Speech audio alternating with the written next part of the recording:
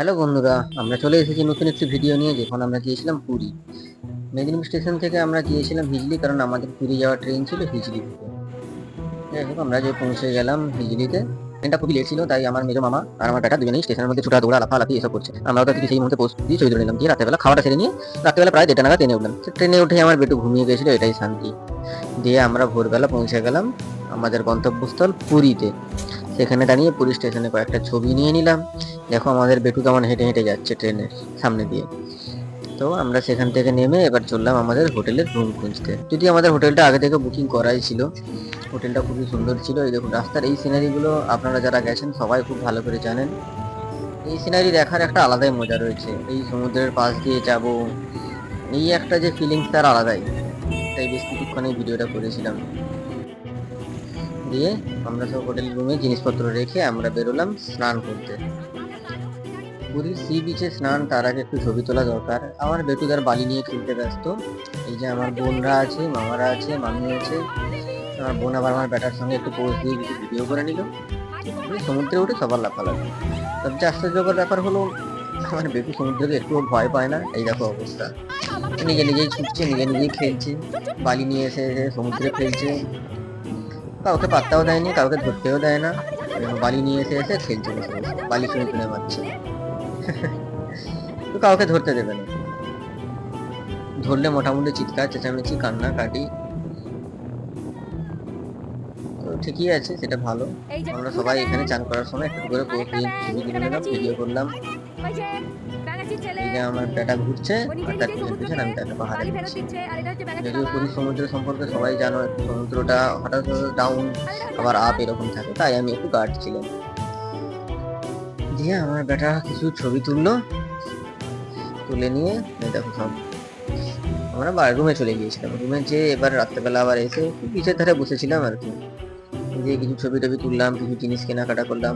আমার বউ একটা ভালো দেখে শাঁখ কিনেছে, পুরীর শাঁখ তো, যদিও আমি চিনি না।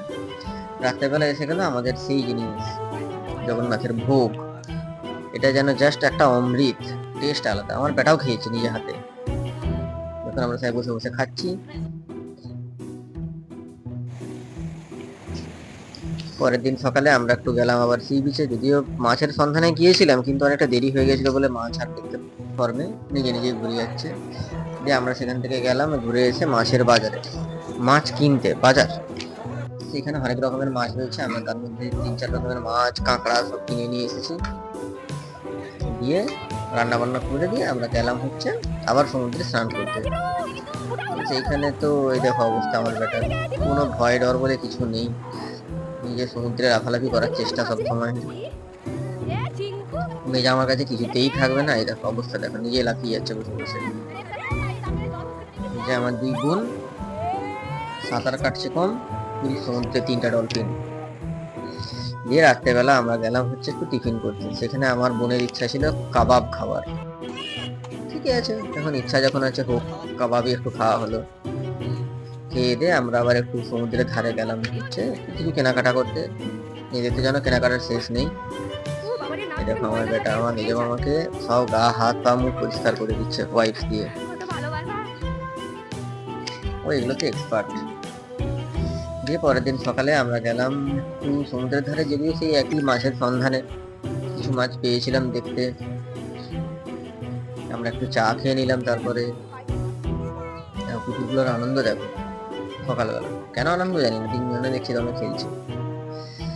একটা অসাধারণ শিল্প দেখেছিলাম সেদিন হঠাৎ করে একজন করেছিলেন। তারপরে কিছু মাছের সন্ধান পেয়েছিলাম, যদিও কিনিনি কারণ সেভাবে মাছ ছিল না। জাস্ট দেখে ছবি তুলে নিয়ে আমরা চলে এসেছি। আমার বেটাকে দেখো শুধু বালি বালি খেলছে গাড়ি কিনে। দিয়ে সবাই চললাম উটের সাফারি করতে। দিয়ে আমরা সন্ধ্যাবেলা গিয়েছিলাম আমাদের প্রভুর দর্শনে। তো মন্দিরের ভিতরে তো ক্যামেরা অ্যালাউ নেই, তাই মন্দিরের ভিতরে কিছু করতে পারিনি। যাই হোক বাইরে কিছু অল্প স্বল্প করে ছবি তুলেছি, কিন্তু আনফর্চুনেটলি সেদিন বৃষ্টি হচ্ছিল, তো বেশিক্ষণ থাকতে পারিনি। যতক্ষণ থেকেছি প্রভুর দর্শন করেছি খুব সুন্দরভাবে, নিজের পুরো মন শান্তি হয়ে গেছে। আমি কেন, আমাদের সবারই হয়েছে। প্রভুর একটা আলাদাই রয়েছে মাহাত্ম্য, এখানে যারা গেছে তারা সবাই জানে। দিয়ে রাত্রেবেলা এসে আমাদের মনের আবার ইচ্ছা হলো একটু খাওয়া। খেয়ে দিয়ে আমরা গেলাম একটু সি বিচে, সেখানে যে আবার হচ্ছে সুইট কর্ন খেয়েছি, এটা টেস্ট খুব সুন্দর ছিল। পরের দিন সকাল, ফেরার পালা। দুটো কুকুরকে দেখো সমুদ্রে কিছু নিয়ে স্নান করছে দিয়ে। সকালে একটু সি বিচে চা খেলাম, দিয়ে সব ব্যাগ পত্র প্যাকিং করে নিয়েছি। দেখো আমাদের কত অল্প ব্যাগ হয়েছে।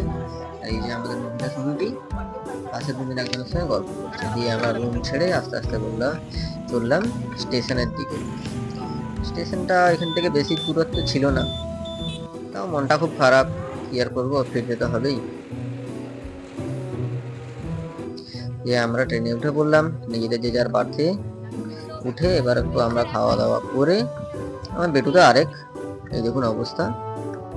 দিয়ে আমরা বসে একটু কিছু ভিডিও করলাম, কারণ এখানে বেশ পাহাড়টা সুন্দর লাগছিল দেখতে। দিয়ে আসার সময় ঝালমুড়ি উঠেছিল, আমাদের সেই ঐতিহাসিক ঝালমুড়ি, যদিও ট্রেনের কোনো অসুবিধা নেই। ঝালমুড়ি, তারপরে চা।